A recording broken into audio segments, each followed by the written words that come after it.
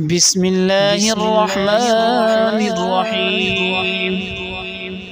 ألف لام را تلك آيات الكتاب المبين إنا أنزلناه قرآنا عربيا لعلكم تعقلون. نحن نقص عليك أحسن القصص بما أوحينا إليك هذا القرآن وإن كنت من قبله لمن الغافلين. إذ قال يوسف لأبيه يا أبت إني رأيت 11 كوكبا والشمس والقمر رأيتهم لي ساجدين. قال يا بني لا تقصص رؤياك على إخوتك فيكيدوا لك كيدا إن الشيطان للإنسان عدو مبين. وكذلك يجتبيك ربك ويعلمك من تأويل الأحاديث ويتم نعمته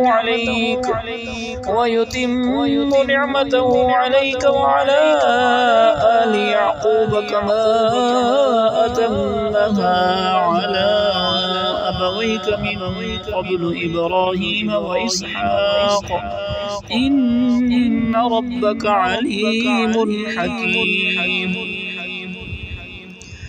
لقد كان في يوسف وإخوته آيات للسائلين إذ قالوا ليوسف وأخوه أحب إلى أبينا ونحن عصبة إن أبانا لفي ضلال مبين.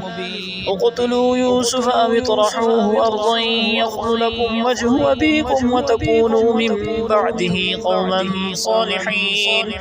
قال قائل منهم لا تقتلوا يوسف وألقوه في غيابة الجب يلتقطه بعض السيارة إن كنتم فاعلين.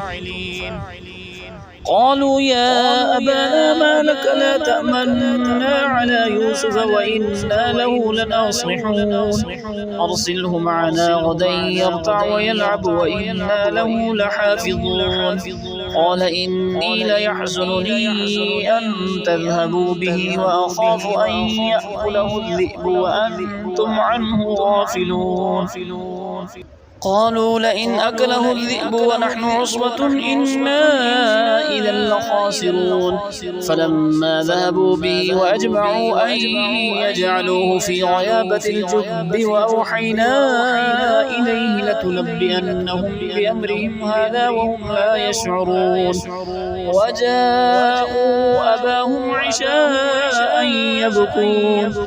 قالوا يا أبانا إنا ذهبنا نستبق وتركنا يوسف عند متاعنا فأكله الذئب وما أنت بمؤمن لنا ولو كنا صادقين. وجاءوا على قميصه بدم كذب قال بل سولت لكم أنفسكم أمرا فصبر جميل والله المستعان على ما تصفون. وجاءت سيارة فأرسلوا واردهم فأدلى دلوه قال يا بشرى هذا غلام وأسروه بضاعة والله عليم بما يعملون. وشروه بثمن بخس دراهم معدودة وكانوا فيه من الزاهدين. وقال الذي اشتراه من مصر لامرأته أكرمي مثواه عسى أن ينفعنا أو نتخذه ولدا وكذلك مكنا ليوسف في الأرض ولنعلمه من تأويل الأحاديث والله غالب على أمره ولكن أكثر الناس لا يعلمون. ولما بلغ أشده آتيناه حكما وعلما وكذلك نجزي المحسنين. وراودته التي هو في بيتها عن نفسه وغلقت الأبواب وقالت هيت لك قال معاذ الله إنه ربي أحسن مثواي إنه لا يفلح الظالمون. ولقد همت به وهم بها لولا أن رأى برهان ربه كذلك لنصرف عنه السوء والفحشاء إنه من عبادنا المخلصين. واستبق الباب وقدت قميصه من دبر وألف يا سيدها لدى الباب. قالت ما جزاء من أراد بأهلك سوءا إلا أن يسجن أو عذاب أليم. قال هي راودتني عن نفسي وشهد شاهد من أهلها إن كان قميصه قد من قبل فصدقت وهو من الكاذبين وإن كان قميصه قد من دبر فكذبت وهو من الصادقين.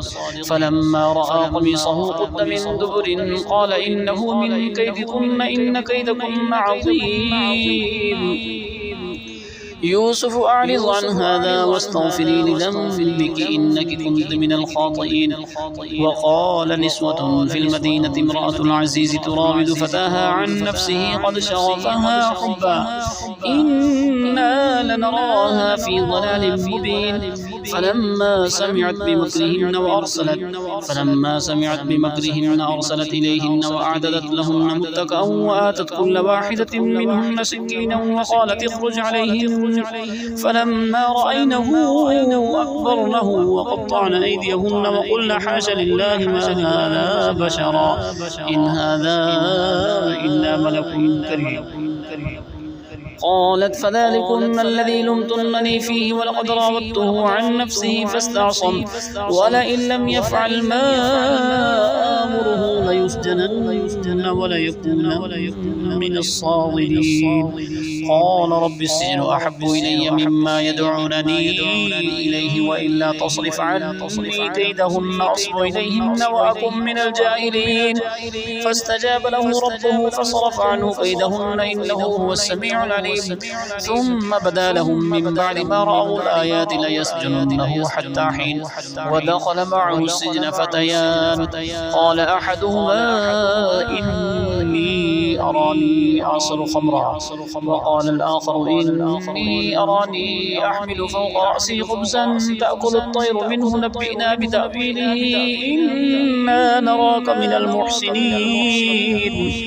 قال لا يأتيكما طعام ترزقانه إلا نبأتكما بتأويله قبل أن يأتيكما ذلكما مما علمني ربي إني تركت ملة قوم لا يؤمنون بالله وهم بالآخرة هم كافرون.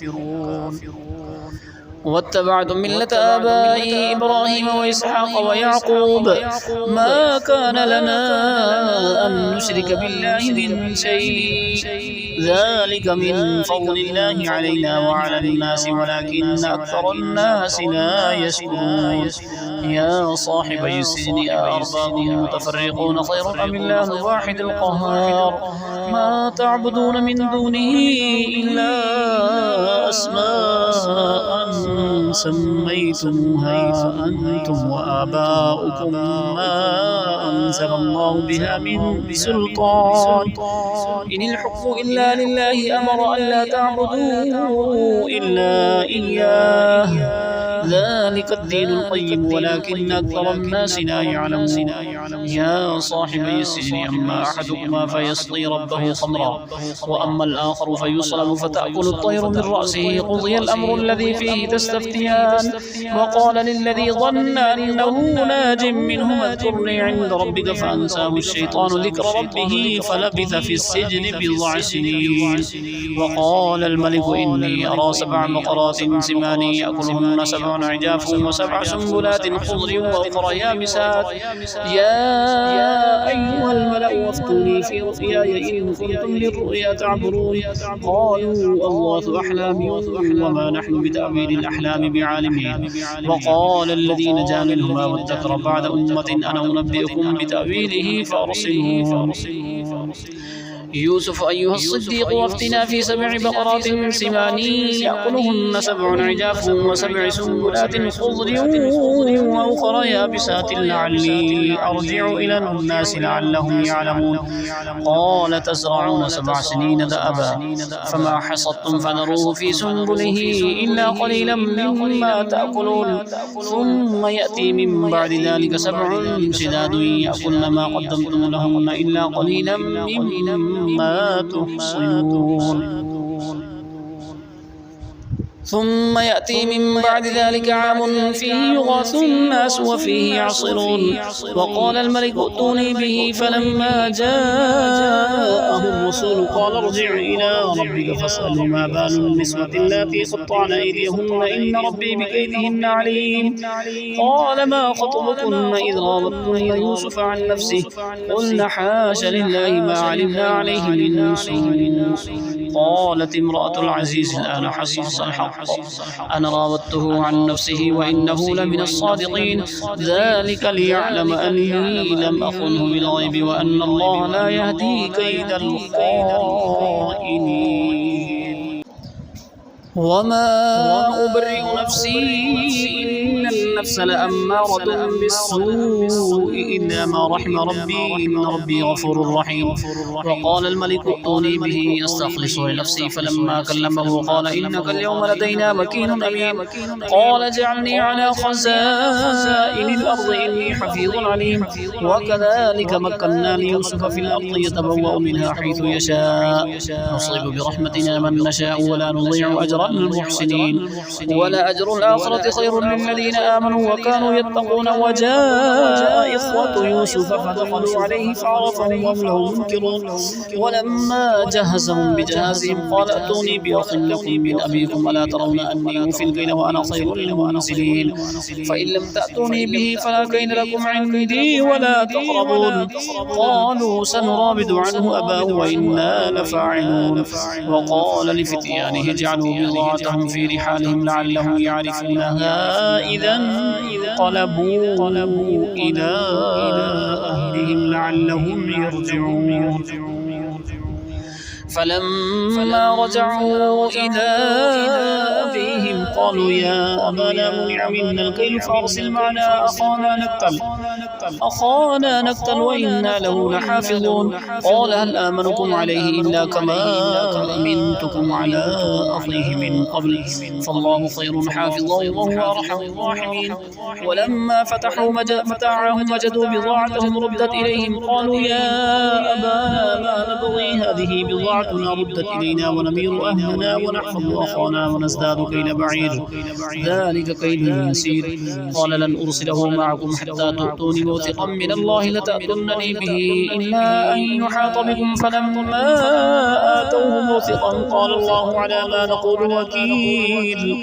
وقال يا بني لا تدخلوا من باب واحد وادخلوا من أبواب متفرقة وما أغني عنكم من الله من شيء إن الحكم إلا لله عليه توكلت وعليه فليتوكل المتوكلون.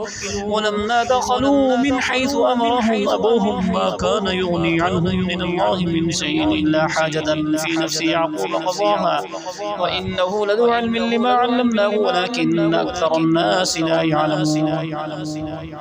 ولما دخلوا على يوسف آوى إليه أخاه قال إني أنا أخوك فلا تبتئس بما كانوا يعملون. فلما جهزهم بجهازهم جعل السقاية في رحل أخيه ثم أذن مؤذن أيتها العير إنكم لسارقون. قالوا وأقبلوا عليهم ماذا تفقدون قالوا نفقد صواع الملك ولمن جاء به حمل بعير وأنا به زعيم. قالوا تالله لقد علمتم ما جئنا لنفسد في الأرض وما كنا سارقين. قالوا فما جزاؤه إن كنتم كاذبين. قالوا جزاؤه من وجد في رحله فهو جزاؤه كذلك نجزي الظالمين. فبدأ بأوعيتهم قبل وعاء أخيه ثم استخرجها من وعاء أخيه كذلك كدنا ليوسف ما كان ليأخذ أخاه في دين الملك إلا أن يشاء الله نرفع درجات من نشاء وفوق كل ذي علم عليم. قالوا إن يسرق فقد سرق أخ له من قبل فأسرها يوسف في نفسه ولم يبدها لهم قال أنتم شر مكانه والله أعلم بما تصفون. قالوا يا أيها العزيز إن له أبا شيخا كبيرا فخذ أحدنا مكانه إنا نراك من المحسنين. قال معاذ الله أن نأخذ إلا من وجدنا متاعنا عنده إنا إذا لظالمون. فلما استيئسوا منه خلصوا نجيا قال كبيرهم ألم تعلموا أن أباكم قد أخذ عليكم موثقا من الله ومن قبل ما فرطتم في يوسف فلن أبرح الأرض حتى يأذن لي أبي أو يحكم الله لي وهو خير الحاكمين. ارجعوا إلى أبيكم فقولوا يا أبانا إن ابنك سرق وما شهدنا إلا بما علمنا وما كنا للغيب حافظين. واسأل القرية التي كنا فيها والعير التي أقبلنا فيها وإنا لصادقون. قال بل سولت لكم أنفسكم أمرا فصبر جميل عسى الله أن يأتيني بهم جميعا إنه هو العليم الحكيم. وتولى عنهم وقال يا أسفا على يوسف وابيضت عيناه من الحزن فهو كظيم. قالوا تالله تفتأ تذكر يوسف حتى تكون حرضا أو تكون من الهالكين. قال إنما أشكو بثي وحزني إلى الله وأعلم من الله ما لا تعلمون. يا بني اذهبوا فتحسسوا من يوسف وأخيه ولا تيأسوا من روح الله إنه لا ييأس من روح الله إلا القوم الكافرون. فلما دخلوا عليه قالوا يا أيها العزيز مسنا وأهلنا الضر وجئنا ببضاعة مزجاة فأوف لنا الكيل وتصدق علينا إن الله يجزي المتصدقين. قال هل علمتم ما فعلتم بيوسف وأخيه إذ أنتم جاهلون. قالوا أئنك لأنت يوسف قال أنا يوسف وهذا أخي قد من الله علينا إنه من يتق ويصبر فإن الله لا يضيع أجر المحسنين. قالوا تالله لقد أترك الله علينا وإن كنا لخاطئين. قال لا تثريب عليكم اليوم يغفر الله لكم وهو أرحم الراحمين. اذهبوا بقميصي هذا فألقوه على وجه أبي يأت بصيرا وأتوني بأهلكم أجمعين. ولما فصلت العير قال أبوهم إني لأجد ريح يوسف لولا أن تفندون. قالوا تالله إنك لفي ضلالك القديم. فلما أن جاء البشير ألقاه على وجهه فارتد بصيرا قال ألم أقل لكم إني أعلم من الله ما لا تعلمون. قالوا يا أبانا استغفر لنا ذنوبنا إنا كنا خاطئين. قال سوف أستغفر لكم ربي إنه هو الغفور الرحيم. فلما دخلوا على يوسف آوى إليه أبويه وقال ادخلوا مصر إن شاء الله آمنين ورفع أبويه على العرش وخروا له سجدا وقال يا أبت هذا تأويل رؤياي من قبل قد جعلها ربي حقا وقد أحسن بي إذ أخرجني من السجن وجاء بكم من البدو من بعد أن نزغ الشيطان بيني وبين إخوتي إن ربي لطيف لما يشاء إنه هو العليم الحكيم. رب قد آتيتني من الملك وعلمتني من تأويل الأحاديث فاطر السماوات والأرض أنت ولي في الدنيا والآخرة توفني مسلما وألحقني بالصالحين. ذلك من أنباء الغيب نوحيه إليك وما كنت لديهم إذ أجمعوا أمرهم وهم يمكرون وما أكثر الناس ولو حرصت بمؤمنين وما تسألهم عليه من أجر إن هو إلا ذكر للعالمين. وكأي من آية في السماوات والأرض يمرون عليها وهم عنها معرضون وما يؤمن أكثرهم بالله إلا وهم مشركون. أفأمنوا أن تأتيهم غاشية من عذاب الله أو تأتيهم الساعة بغتة وهم لا يشعرون. قل هذه سبيلي أدعو إلى الله على بصيرة أنا ومن اتبعني وسبحان الله وما أنا من المشركين. المشركين وما أرسلنا من قبلك إلا رجالا نوحي إليهم من أهل القرى أفلم يسيروا في الأرض فينظروا كيف كان عاقبة الذين من قبلهم ولدار الآخرة خير للذين اتقوا أفلا تعقلون حتى إذا استيأس الرسل وظنوا أنهم قد كذبوا جاءهم نصرنا فنجي من نشاء ولا يرد بأسنا عن القوم المجرمين لقد كان في قصصهم عبرة لأولي الألباب ما كان حديثا يفترى ولكن تصديق الذي بين يديه وتفصيل كل شيء وهدى ورحمة لقوم يؤمنون